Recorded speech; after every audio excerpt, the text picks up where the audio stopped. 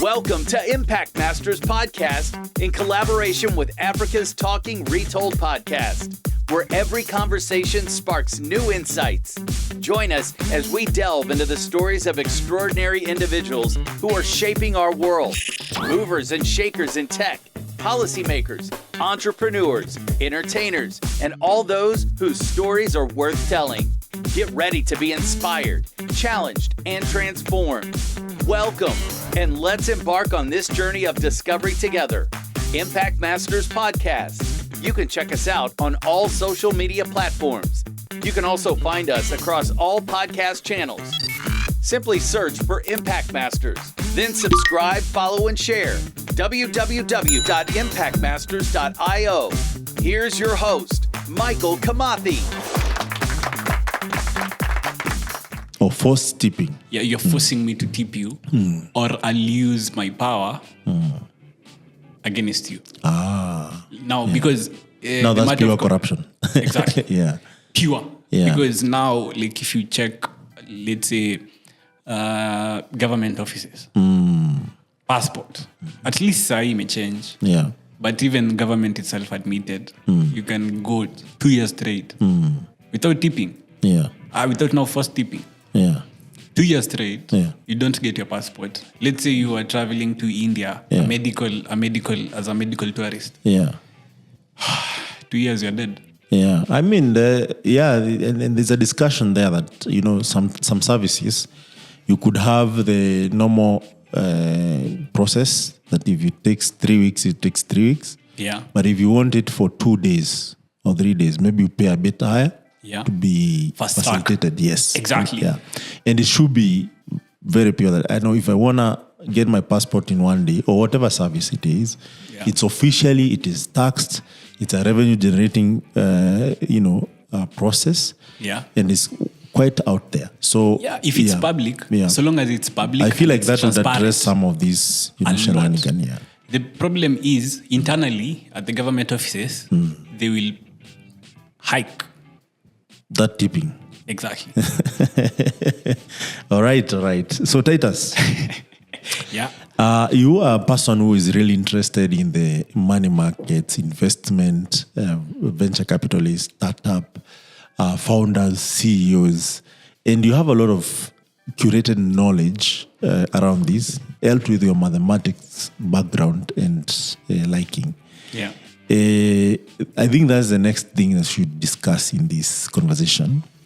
Yeah, sure. But ideally, I wanted to know particularly after Form 2, were you able to progress to Form 3, Form 4? How did you perform your KCSE? Actually, I never did my KCC. I got to a private school. Getting to a private school, I switched from 844 to IG. I become double interested. Yeah. Now I'm double interested. Now I talk to my parents. I want to do advanced level mathematics. My dad wanted me to do a medical course. Tried it and it didn't turn out well. Yeah. Because I actually realized, other than curiosity, you need strength to do medicine. Where were you doing this medicine? I was doing well. KMTC. They do medicine or clinical officer or what? Medicine. Orthopedics. Orthopedic. Yeah. I was doing, I don't remember, something related to bone. Okay. Now the problem is I have to work with dead people. What are you doing with the dead people? And I am an academic. I also asked myself the same question. You teach me here. Why are you taking me to the morgue? How about we do a Zoom class? Okay. You need you to have direct contact with the situation. I am okay. Are you afraid of dead people? I'm not afraid. I just don't like them seeing them on a Monday morning. No, wait a minute, Chief. This is becoming interesting. What I understand is all medics, maybe the lower medics like nurses and, orthopedic and clinic officers, to the doctors and PhD, most of them learn through dead people so that they can transact them and what, just see the real that, go deeper in that person, right? If it's the vein, you're told it's aorta, you're shown the aorta where it comes from. How it's this person died because of heart attack. The heart is opened up. You're shown where this clot happened. You know, for practicality. Yes, exactly. Yeah. And in high school, I remember we used to dissect frogs, right? Or rats. Yes, exactly. So why would you have a problem with that way of learning? No, the problem is, as in, I just don't prefer looking at dead people Monday morning. But Tuesday morning, you can look at them. Let's say evening. In the evening, what is the logic around this? As in, I didn't have Kwanza. There's a time that I realized I could not do medicine, anything related to medicine, because that's still, I wanted to pivot from bone to neurosurgery. Because I was interested. Do they do neurosurgeon? Nah, I don't know yet. Of course they don't. That's a specialization. You have to do medicine for 5 years and then you specialize in neurosurgery. Because, as in, you've said, dentists, doctors, nurse, they still learn the entire human body. For sure, but you see, we wanted to specialize. Yeah, now. No? Yeah, obviously that's exactly. Specialization. Yes. I wanted to pivot. But now... That's not pivot. That's specialization. Pivot is where you stop doing this. You can come back. Also, I wanted to but now it didn't make that sense because you cannot pivot that. You cannot specialize from that far angle. You are learning everything from bone and then now you want to study neurosurgery. It won't. So wait a minute. There's something you have said there that is very interesting. So nurses also have neurosurgeons, or no, like no, not to that level, but they still learn the entire human body, human anatomy. Everyone learns human anatomy, and then after 5th, 4th year, depending on where you are, sometimes 7. 5th. Mostly it's 5th. Now you'll decide where you'll want to specialize. It's dentistry, neurosurgery, cardiology, oncology. Now depending on someone who is learning. But mimi pali nilihit ni there's someone who came with very, very bruised. Let's say to a medical practitioner, it will be interesting. An interesting case. Yeah. So dead body? Nah, not dead. Almost. The guy was snoring, but was unconscious. Now you have where is the snore coming from? And then now, like the doctors know, the nurse know, like they know where it's coming. Now you're asked. Now this is a great learning opportunity. I'm interested in the answer that you gave. I won't give that answer, but it was like completely different from. It's not even a medical answer, but they were saying that now come closer. This is a great learning opportunity. Interesting cases like this don't arise, and then I'm like, we should not expect interesting cases. And then now I'm looking at the guy. The guy is bleeding, snoring, unconscious. Ni boda accident. Me, I'm like, by the way, medicine si lazima. Sister, I am young. I have parents. I can learn something else because I did it because of my dad. Not okay. Not that you're interested in it. I was, but if it was medicine, I wanted to get into clinical practice. Okay. Clinical practice ni getting to the academic part of it. Like if you're doing maybe comp science, you're doing a doctoral in comp science. Now maybe you start doing something to do with philosophy. Yeah. You'll shift from actual practice, coding, to like now doing the philosophy of comp science. Same to medicine, you shift to now being theoretical. Like, exactly. Yeah. Now you are coming up with not equations, biologists. Some do. I don't. There's a beef in our community. Let's not get into that beef, but let's say some biologists come up with equations. Some come up with cure, a new cure. But now when you're coming up with a new cure, you see you're not treating someone.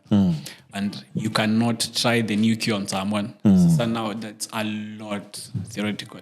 Now, clinical scientist, you're actually now becoming like an actual scientist. Okay. Because that was my goal before I went. So did you do that? I will do it. Let's say. Or it's something that is... Yeah, I got into finance. Process. Yeah, I got into finance kibahati mbaya. Oh, okay. How did you get there? Because that's where actually the main topic is. The main topic of today. So did you leave that school altogether, or? I didn't leave. I got interested in finance back when I was in Form 3, Form 4. Form 3. Because I did IG. So I didn't graduate pande yenyu. Sasa si pande yenyu, si wewe. Let's say pande yetu. No problem. Yeah, I did KCSE. Sawa. Let's say it's what? I got interested into how the market moves. Now, when you say you've placed an order, what does that mean? Now, like when you've placed an order and then the market goes up, how does it go up? Now, like, so the opposite of it, it has gone down. Like, how exactly has it gone down? Like, what is market sentiment? What is fundamental analysis? Because also in economics, you do a lot of sentiment analysis and fundamental analysis. Yeah. Now, like, I was interested. There's a guy, it's called Abdi. Now, Abdi was doing econ back then. And then telling me, if you get into econ, I'm sure you'll innovate something. Because back in high school, I was very, very innovative. Like I had a friend, we were still solid. He's called Humphrey. We were trying to build a pyramid. Like literally, like from the resources that the school provided. We were trying to build an actual pyramid. Or try to create a model that will resemble the intricacies of pyramid. Pyramids of Egypt. Yeah, they're very, very, very challenging because no one up to date.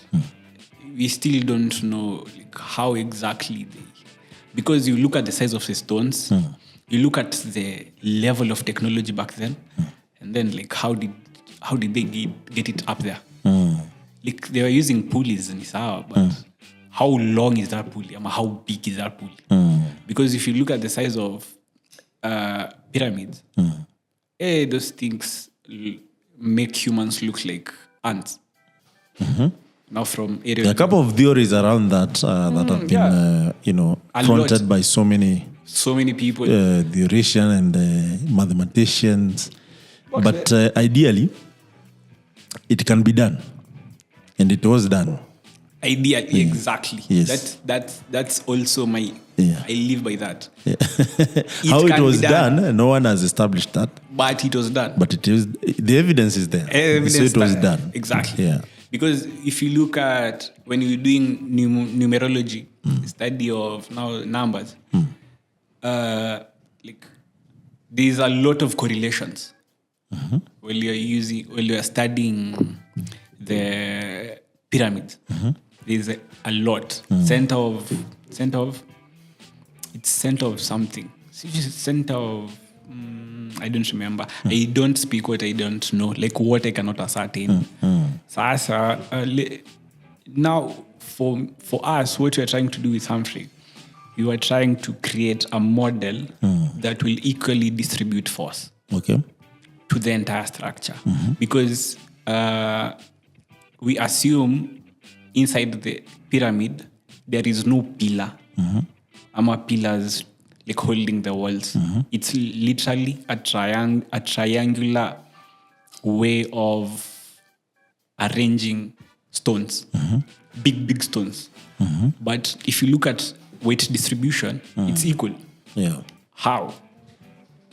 Why Egyptians, like, because there's sasa up when the conspiracy theory comes, it was built by Asian aliens. It was built by Suju what immunology, that stuff. But I actually don't believe it. It's just that white people. What do you believe? For that, white people don't believe black people have that type of IQ. Kwanzaa, if you've been to States, you might have experienced it. There's a type of superiority. It's called white privilege. Yeah. That's a huge statement right there. Yeah, but let's move away from that because sounds like you're saying what you believe and others believe something else. It becomes a fight of belief which no one wins. No one, So, can you briefly explain what a VC term sheet is and its importance in the investment process? A VC term sheet is an unbinding agreement. The same way you can talk with your friend over dinner, over drinks, over coffee. Talk about, I have this business, we want this much for this much. And this might be your exit strategy. Now the other party becomes interested. Okay. How exactly does now someone fund you? And now let's say you've been funded. What will govern the funding? Okay. What will govern that relationship? Now the VC term sheet it's, let's say not VC. There's a term sheet. Term sheet is literally an unbinding agreement of discussing how much, who has control over what, when, voting rights. You're speaking of liquidation preference. You're speaking of some might not be that complex, but now when it's a VC term sheet, because there's a term sheet is a bunch of papers. Now when it's a VC term sheet, most likely it will be very, very detailed. Now for the term sheet, its importance, it will give a preliminary of the relationship. Okay. How you personally, we are speaking business. As a founder or a CEO? No, as a founder or CEO. Are you willing to accept my terms? Okay. Before we sign anything. Before we sign anything. These are my terms I've laid out on the table.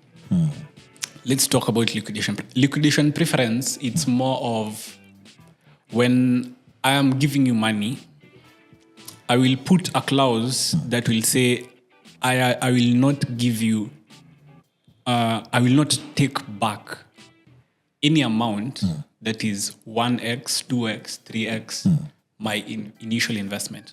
So if I've given you, let's say, $10. Yes. You'll put a clause as now there are two people, the fund owner and the fund receiver. Fund owner is now the VC, the investor. Fund receiver is now the founder CEO. Or the company. Or the company. Now, fund owner will put a protective, liquidation, it depends how you use it. It can be used as a protective provision, but industry standard, it's not being used currently. Okay.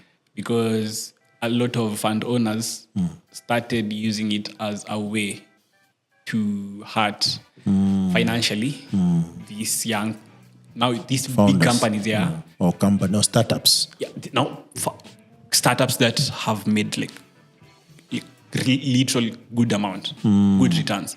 Because a liquidation preference will say, I'm giving you $10. I will not accept anything less than $10 when and if I'm selling my shares, I'm selling it to any investor, I'm selling it to the market, I'm selling it back to you. Yes.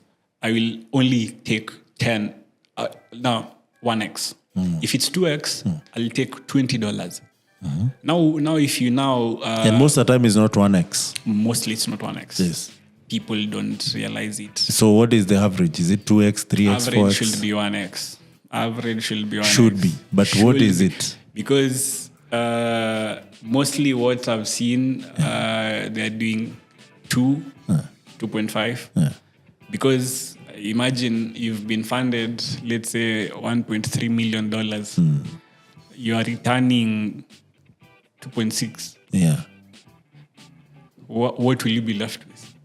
No, I mean, it's a debatable kind of... Yeah, it's very, very heavily because at the end of the day, before I give you money, there's what you promise me. Exactly. I'll get maybe in back X years, right? Yeah. Do you think maybe founders overpromise? Sometimes they are a bit angry and they will just want money. They overlook some of these things. What goes wrong? Because maybe I'm thinking from both ends. That the investors, both shoes, they are business people. Yeah. They want to put in money and make money. More money. Right? They want to make more money. Yes. Are they too also greedy? Right? Yeah. Would they maybe be reasonable and say, okay, especially where the developing market, maybe take 1.5. If in the developed market they are taking 2.5, they should maybe in developing market consider to lower that expectation so that it doesn't hurt the founder.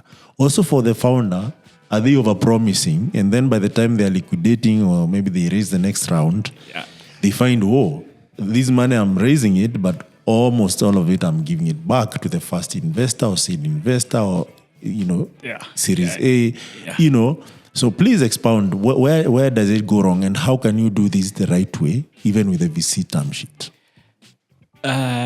First of all, when you're funding a startup, it's a lot of guesswork. Like literally, I won't lie, because I've done a lot of financial models. Valuation. Yeah. Let's say valuation for startups. Yeah. There is different ways to value a startup. Yeah. So you can use the VC method, you can use Bacchus method, you can use trading comps, you can use DCF. I'll expound later on those. But the core problem is your financials lied, not you. Because most of these founders, sana in Kenya, are usually non-financial.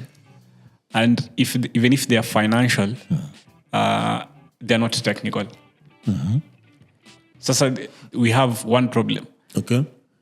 The team is not matched. There is no founder market fit. Founder market fit is the company you're investing in as an investor. You're asking yourself, do they have the type of talent to manage corporate stuff, to manage financial stuff, to manage product development, to manage marketing stuff, business development, legal stuff. Exactly. Yeah. But now you see at this early age, people don't have finances to bring all these people on board. Now, maybe the perfect combination for now will be one financial, one tech person, one financial person. Now, let's say the problem is the founder is non-financial and a tech person. The founder will rely on estimates from Excel.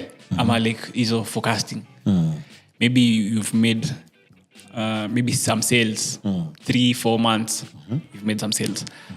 And now you think that will be the rest of your life, even Yes. How are you able to tell if the future doesn't look like that? Now, there's a couple of ways you can do sensitivity analysis. You can do what else? But now you're not financial, so how do you do that? Now that's the problem. Now you're not financial. Now you trust your gut. Your gut is telling you. But how do you do it the right way? Do you hire PwC? Do you KPMG? Now you can all this you can if you're non-financial. And you don't have the resources. I'm assuming you don't have the resources. Of course. That's why you're raising the resources. That's the obvious thing. How are you raising funds if you have the funds? So now, let's say you don't have funds. Why have you taken the liberty to teach yourself this stuff? So now you have to learn. about economics? If you are not ready to learn about economics, don't start a company.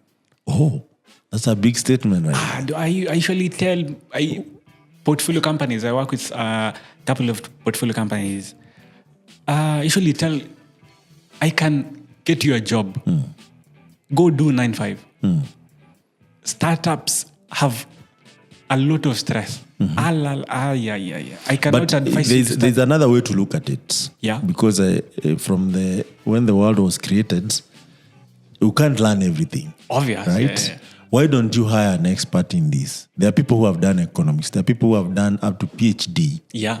And they know ins and out of these things. Yeah. Especially financial things. Why not hire those guys straight up? Or even give them some equity to be part of the team. But now, that's that's a good way to bypass a problem. You've only bypassed. You've not solved. You've not solved. Why?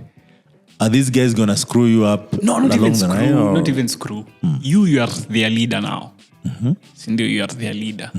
These guys are. You've gotten the perfect team. You've gotten the financial people, and you've gotten people on tech development, marketing, and all these teams. You've arranged. So you understand nothing about these finance. things. Exactly. Let's say you understand maybe 2 of them. You understand marketing. You understand product development. You don't understand legal and financial. Yes. Now, the biggest problem is it will cloud your judgment. Okay. You might have cash, but you're not liquid. But you're financial to say you're liquid. But actually... What is having cash and what is liquid? Being liquid is being able to purchase anytime, meeting your debt obligations as they are due. So say now to mean immediately. And when you have cash and not liquid, what does that mean? You have maybe cash that you can't spend. Exactly. You have very, very, very good, it's called account receivables. Account receivables is money coming in. Yes. Like Netflix. Let's say, Netflix. Netflix, or Uber.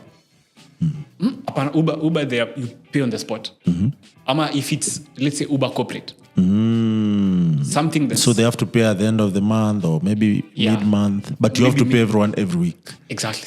So that means the money that is coming in from other guys, which is not much maybe, assuming, you have to pay now this corporate and then wait for the corporate. Exactly. I see. And now that means... You're not liquid. Remember, you're not liquid. Okay. You're depending. You're depending like it's this water. Yeah. Now let's use an example that will create a visual image. You are waiting on tree, like a fruit, let's say avocado. You're waiting for an avocado to ripe for you to sell it. But if you have a customer now, that means you don't make that money. You will not make that money. I get you. You're getting? Yes. There are petty stuff when it comes to financials. Okay. Now, this comes when now you start doing them. But when you're in school, you learn them uko kwa advanced level. That's why I prefer learning as you go. When you get the perfect team, let's say you have the tech person. You have... now you're non-tech. You're non-tech and you have financial persons. This, let's say technical jargon, hauelewi. Let's say development. Because development is something that's considerably highly abused. I saw you did once a website. For 1 month. And then now you're telling me you'll do the same, something that looks the same to my eyes in 3 months. You are screwing me. You want more money. But now you remember this looks the same, but one is a web app, one is a website. So you are saying it's very important for any founder to understand 2 things, especially if you're in tech, understand finance. how will you make if you're money in from it? agri-tech, Yeah. you need to understand agriculture, And- technology, and finance. Exactly.